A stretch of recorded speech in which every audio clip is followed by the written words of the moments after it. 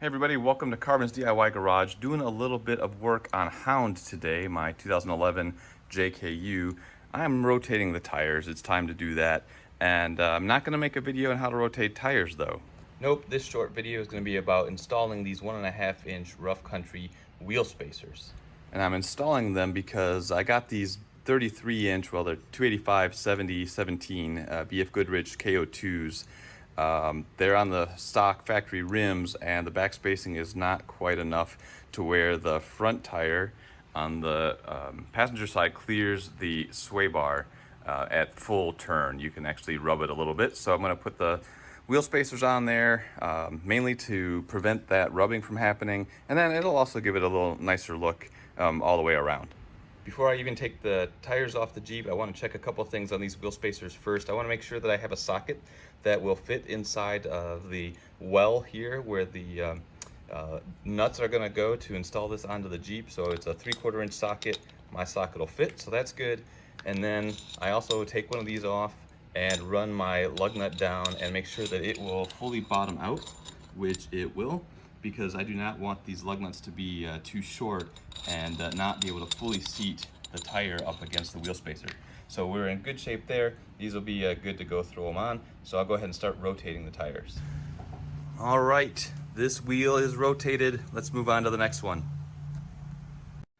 Speaking of tire rotation, I like to do a 5-tire rotation, which means putting my spare into the loop as well. I have 5 tires that are all the same size, so that way I get good even wear on all 5 of the tires. It also means I can jack up just 1 tire at a time, which will come in handy because I'm going to put this wheel spacer on here and I'm going to have to tighten the nuts down on the wheel studs without the tire being on the ground to hold it. So this way, with only 1 tire up in the air, that's going to help hold everything in place while I torque those nuts.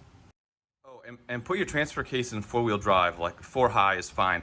That'll keep your front tires from spinning when you do them one at a time, because your limited slip differential will then, just let it spin unless you have the transfer case locked. So put it in 4-wheel drive, you'll be able to torque these down no problem.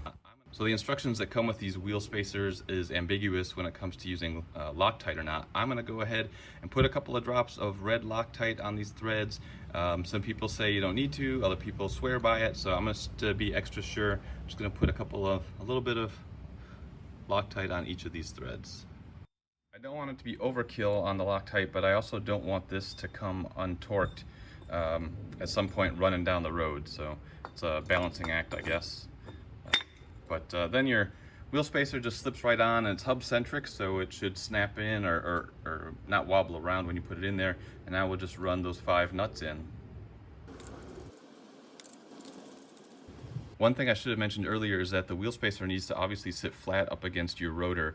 And sometimes if you've not changed the rotors or taken them off before, you might still have one of those little star-shaped washers that's holding the drum onto one of the lug studs, or maybe there's 2 of them. You need to take those washers off so that this can sit flat and flush up against the rotor. Now that I have all 5 of them hand tight, I'm just going to torque each of them down to 100 foot-pounds, just like if I was putting the wheel on, and doing a crisscross pattern just as if you're putting the wheel on.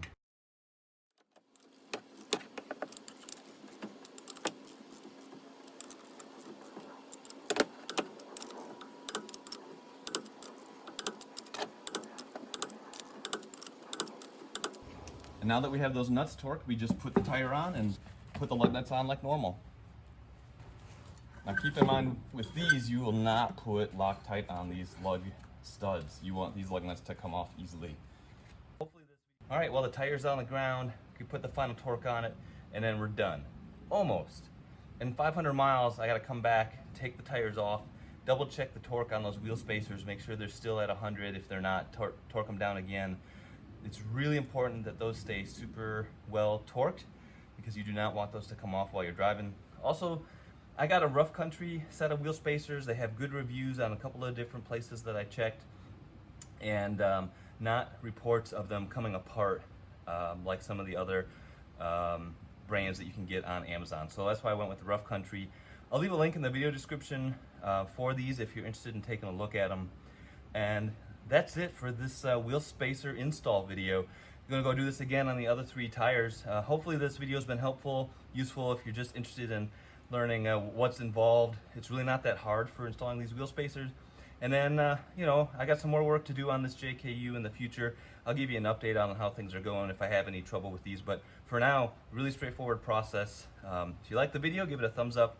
Subscribe to the channel to see what's coming next. Some pretty good things for this JKU in store for the future.